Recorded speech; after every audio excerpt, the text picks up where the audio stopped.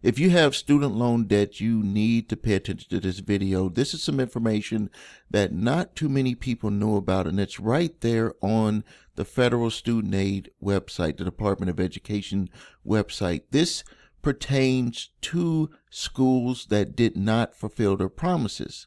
You can have some or all of your student loan debt discharged.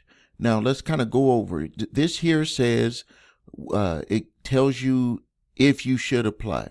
So, borrower's defense to repay is a legal ground for discharge of federal direct loans. Under the law, you may have borrower defense to repayment if your school engaged in certain misconduct related to making of a federal loan or the educational services it provided, which caused you harm, warranting a full discharge of your applicable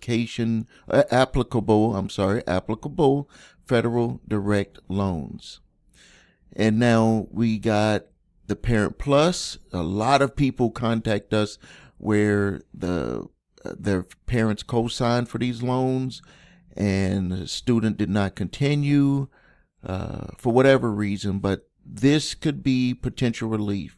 And we had just forwarded, as a matter of fact, I forwarded this information to my cousin, and her school was under one of the lawsuits that the Department of Education stated that the school is still in business, but what they promised, which is what we're about to go over, because that's really the bottom line, the promises that were made by these schools. So you can see that there's a wealth of information here on how to submit, who should submit, the reasons, and that stuff. But let's just break down the eligibility requirements. So substantial misrepresentation.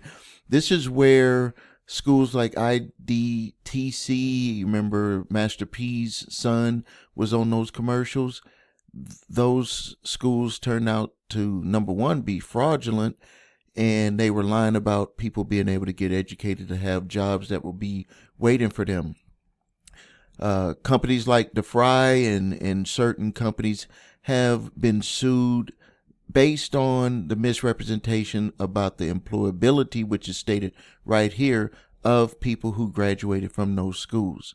So substantial misrepresentation, that's going to be a little bit gray area.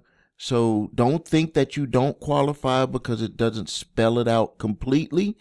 If you believe that you were wrong, it says here about the educational services that they were supposed to give to you, the financial charges. Maybe there was some, it was different than what you understood. The employability of its graduates, that was a huge issue, and information that is central to your decision to enroll or stay enrolled or take out loans. If you felt that the counselor or whoever was talking to you about staying in the school, if you had doubts and you felt that they kind of talked you into staying, that could be used for substantial misrepresentation.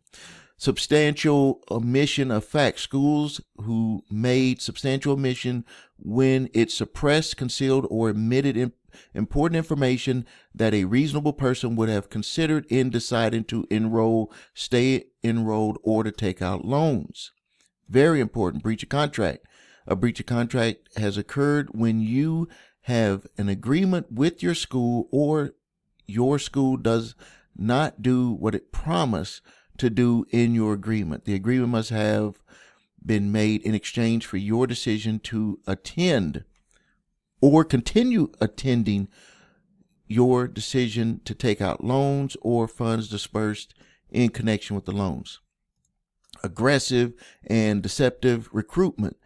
A school engaged in aggressive and deceptive recruitment when it demanded or pressured you into making enrollment or loan related decisions immediately, takes unreasonable advantage of your lack of knowledge about or experience with post-secondary institutions, post-secondary programs, or financial aid, discourage you from consulting with others before making an enrollment or loan-related decisions, obtains your contact information through websites or other means that falsely offer assistance to individuals seeking benefits, federal, state, or local, falsely advertising employment opportunities, or present false rankings of the institution or its programs, uses threatening, abusive language towards you, or repeatedly and unsolicited contacts you about enrolling after you've asked them to stop. Judgment. A judgment has been issued against your school. When court has ruled that your school has violated the law, the judgment must be based on your school's act or omission related to making of a loan or the provision of education services for which the loan was provided. A settlement is not a judgment. The next one that we have here, prior secretarial action. You may be approved for borrower defense charges based on a decision by ED or to revoke your school's provisional program participating agreement or to deny its recertification to participate in the federal student aid program if that action is based on conduct that could give rise to a borrower defense listed in line 1 through 4 above. And going further down, it has some information about what if you paid it off before you submitted your application. It has the application right here, and it has some other information right here that you need to consider, and it has how to write your claim, giving you some detailed information about how you can describe what happened to you. Now, another thing that I want to make you aware of, and I used to do this in my earlier videos, I'm going to show you something that you may not be aware of. Now, here is a list of schools, and there is a bigger list too. You can search online that shows that these schools came into agreement. Now, remember what it stated. It said that if they a settlement. If they come under settlement, that does not mean a judgment. But remember, if they came under a settlement, that means that they are in violation somewhere with either promises, the education that they promised, or the jobs that they promised, something. They're not offering a settlement just to offer a settlement. Now, here is something that a lot of people don't know anything about. I used to have this in my older videos when I first started my YouTube channel. What you could do is you could go to this link and download the schools. Now, look at all of these schools.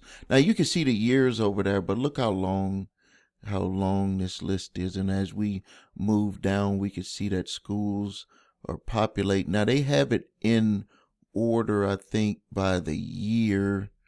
By alphabetical order. But I think if we click here, and let's just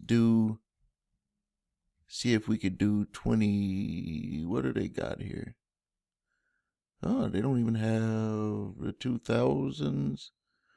This list here is not even as complete as it needs to be. I'm going to look and see if they have a more updated list, but if you were to look at this list here, you could see that a lot of these schools had closed. And if you happen to have gotten a student loan, and here's one here, I just mentioned DeVry earlier. Here's ITT Technical Institute. These are some names that you remember. Everest, you remember that one. So all of these schools, these different schools that promised certain jobs and, whatever they promised with their education, claiming that you can get jobs, that the education was going to automatically help you be able to get employed. That information could be used for what I just showed you earlier.